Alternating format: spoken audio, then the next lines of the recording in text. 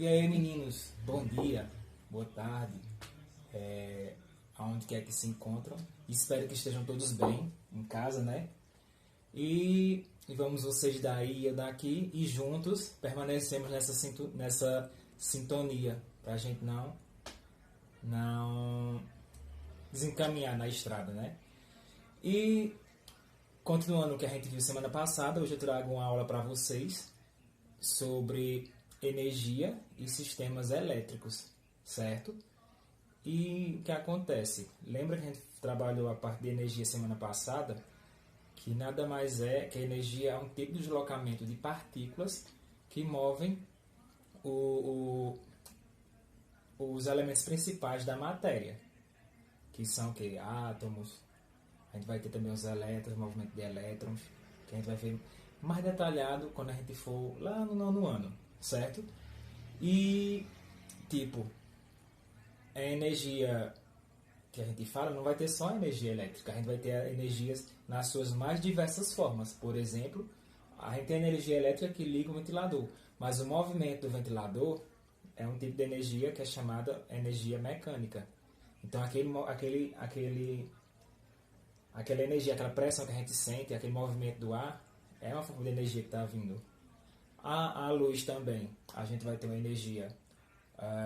Tem a elétrica que chega até nela e ela é transformada em energia luminosa. Então já é outro deslocamento de partículas diferentes, que são os fótons. Fótons são as partículas que são de luz, certo? Então a gente vai aqui trabalhar a energia dos sistemas elétricos dentro da parte de eletricidade, certo? E o que vem a ser a eletricidade? A gente vê aqui algumas figuras que remetem ao tópico de eletricidade, o que é, alguns conceitos, e a gente passa aqui para direto lá para o conceito. E no caso, a eletricidade vai ser o quê? Um fenômeno que acontece através da interação entre cargas elétricas, que são os constituintes fundamentais da nossa matéria. O que é matéria? É todo corpo que tem massa e ocupa um lugar no espaço. Lembre-se, matéria é tudo que ocupa um lugar no espaço e tem o que? Massa também. E essas cargas, na eletricidade, eu vou ter dois tipos de cargas. Eu vou ter as cargas positivas e vou ter as cargas negativas, que elas vão se relacionar de maneira diferente de cada carga. Por exemplo, as cargas são carregadas com sinais contrários, elas vão se atrair. Aqui, ó, positivo e negativo, sinais opostos, eles vão se atrair, certo? E as cargas que possuem sinais iguais, ou positivo positivo, ou negativo negativo, essas cargas elétricas, elas vão se repelir. É o que acontece também muito com a gente observa nos ímãs. Quem já teve a oportunidade de conhecer ímã, você vê, tem um lado do ímã que você consegue atrair, tem outro lado do ímã que você consegue repelir, não é?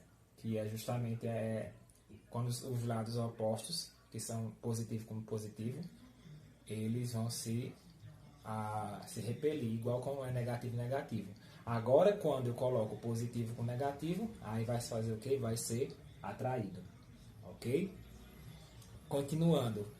Aí a gente vai ter, em relação a esse movimento de partículas elétricas, a gente vai ter duas situações. Uma, quando eu vou ter a eletricidade estática, que o que é a partícula, a energia que vai estar o quê? Parada.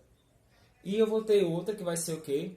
A corrente elétrica, que como já está dizendo, é o movimento dessas partículas através de um meio que vai permitir essa passagem dessa corrente, certo?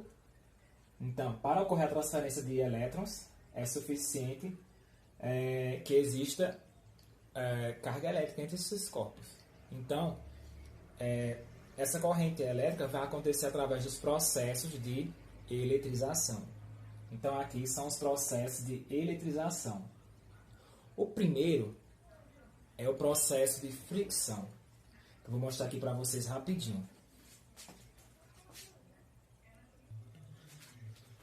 Bom, então vamos aqui. Os processos de eletrização, o primeiro que a gente vai trabalhar é a fricção. A fricção nada mais é quando acontece a transferência de uma carga elétrica negativa, que são os elétrons, de um objeto para o outro. É porque esse material dessas canetas que a gente utiliza hoje, ele não faz mais, mas não sei se já fizeram alguma vez essa experiência. Ou com pentes ou com caneta, quando você fricciona, pente ou utiliza em algum material, tipo veludo, você pode fazer essa fricção e quando você colocar em pedacinhos de papel ele vai atrair, porque vai ter eu vou arrancar os elétrons daquele objeto e vou utilizar ele para atrair esse. Acontece, por exemplo, com bolas também, com bexiga, faz a mesma coisa com esse papel, certo?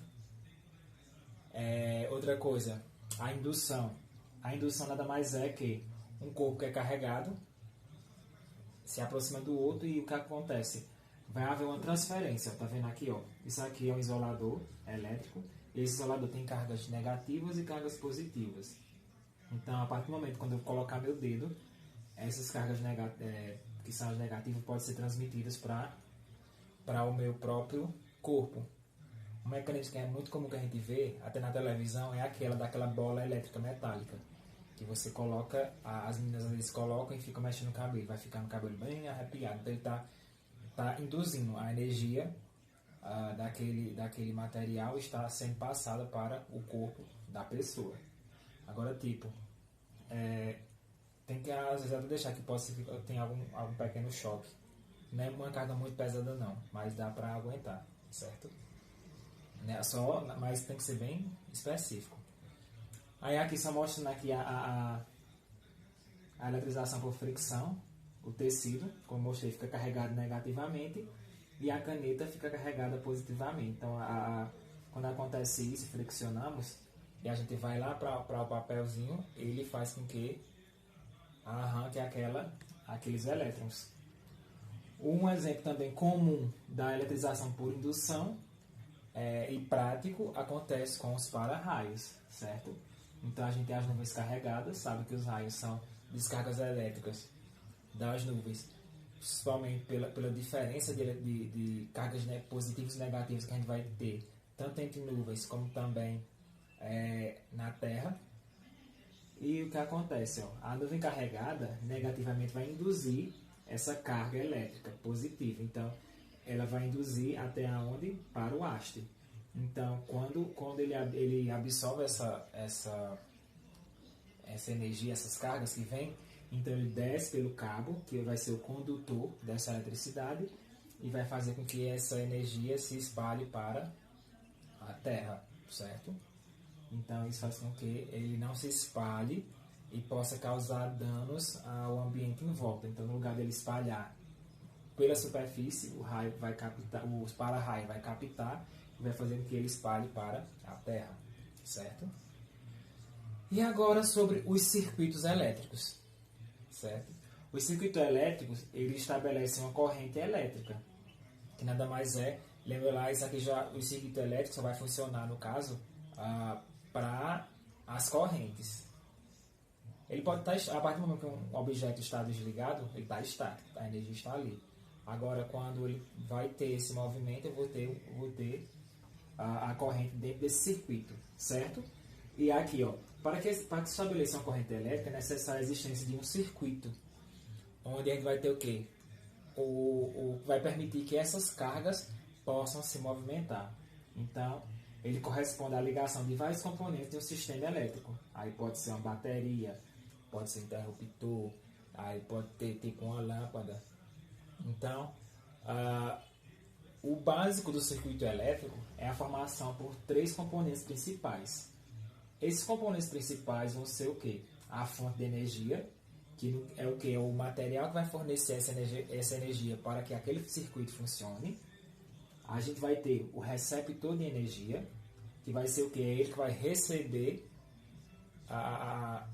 essa energia, que é proveniente de alguma fonte qualquer, e vai transformar essa energia numa energia necessária. Por exemplo, como eu falei já, o exemplo do ventilador, que ele pega o quê? Ele vai funcionar como receptor de energia. Então a gente tem lá, vai converter aquela energia elétrica em energia mecânica, que é o movimento, certo?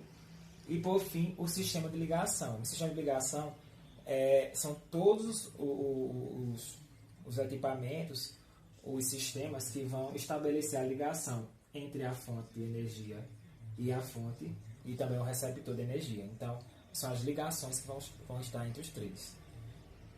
Ok? Então, um exemplo de fonte de energia, a gente tem, por exemplo, pilhas e baterias, é uma fonte de energia.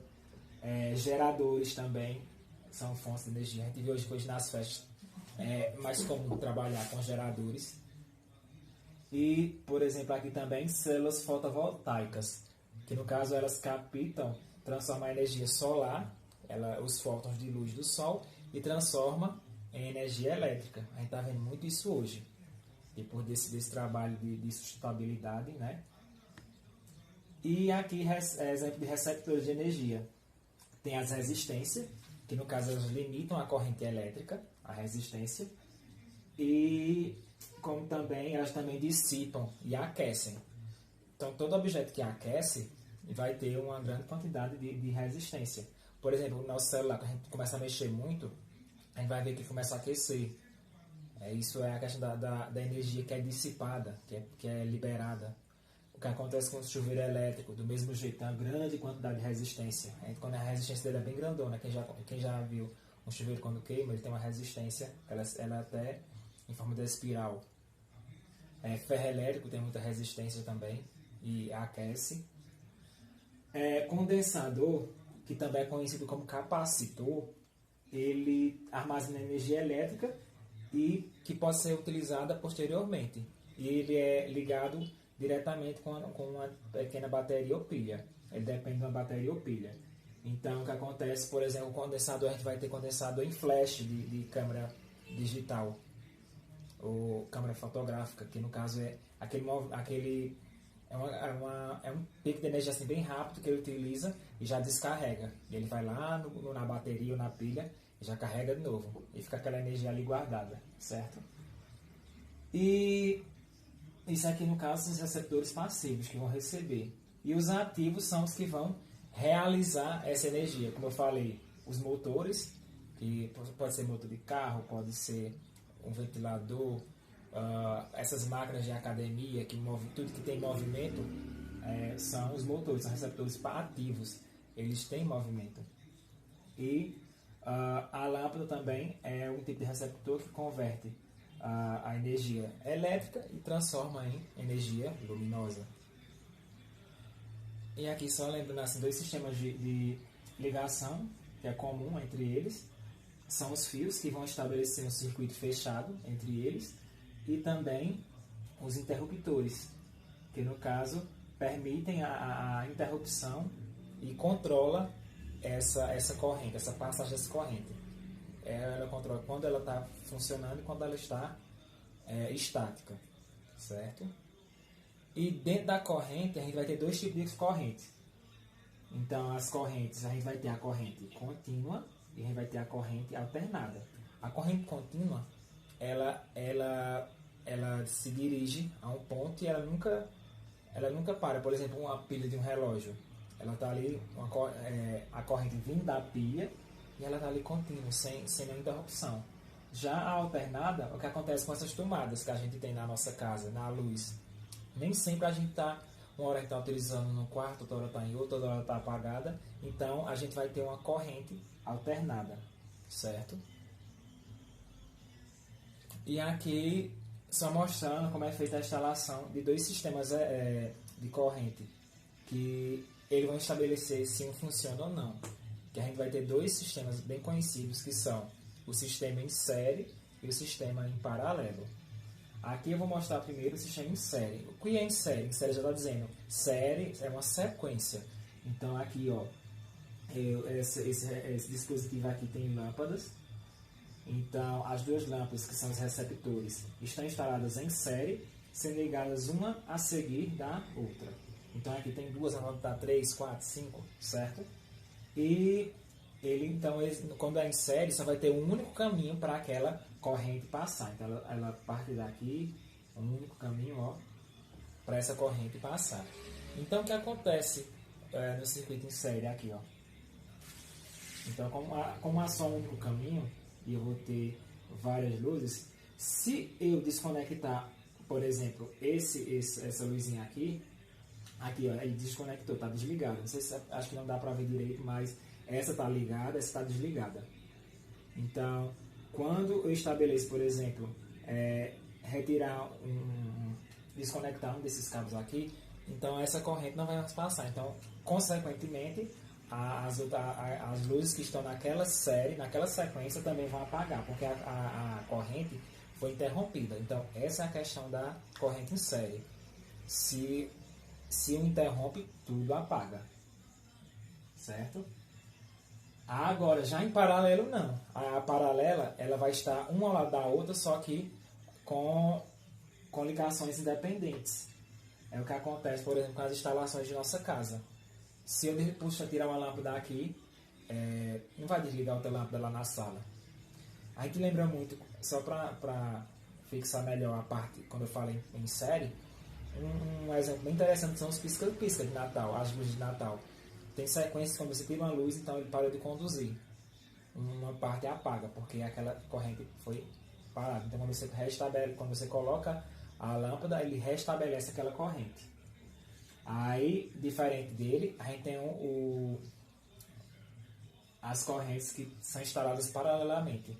Que no caso aqui, ó, essa corrente pode passar para cá sem necessariamente, se essa daqui não pegar. Então, elas são sequências independentes. Aqui, ó, aqui tem um ramo principal, aqui uma ramificação, aqui outra. Então, desse modo, a corrente vai ter o quê? Mais do que um caminho para percorrer. Certo? Então, ó, e aqui só mostrando essa sequência. Aqui ele já era ligado um do lado do outro. Aqui eu vou ter essas ramificações, onde qualquer uma dessas que sejam retiradas, não tenha mais condução da corrente, os outros vão funcionar normalmente. Ok? Então, bora aqui. E vamos trabalhar só mais alguns conceitos para a gente finalizar, que é a chamada DDP. Que a DDP é a tensão. A diferença é a tensão de uma corrente. Então, nada mais é, quando a gente fala em tensão, a quantidade de energia que é necessário para utilizar e movimentar uma unidade elétrica, certo? Que no caso é entre dois pontos. E essa tensão, no caso, ela é simbolizada pelo U, e a sua unidade no sistema internacional em volt. Até então a gente vai trabalhar só conceitos, né, nesse ano, que esses são mais conceitos. Quando a gente se aprofundar mais em conhecimento de física, vai ter uns cálculozinhos que espero que gostem. E aqui são só alguns múltiplos que a gente vai ter. Por exemplo, o quilowatt, o megawatt e o milovolt. Certo? Kilovolt, megavolt e milovolt. E aqui são seus símbolos. E que, como a unidade é volt, a gente vai ter o quilo, o mega e o milho, que vai ser dependendo da quantidade de volts que eu vou ter. A menor quantidade que eu vou ter é o milho, a maior quantidade é o quilo.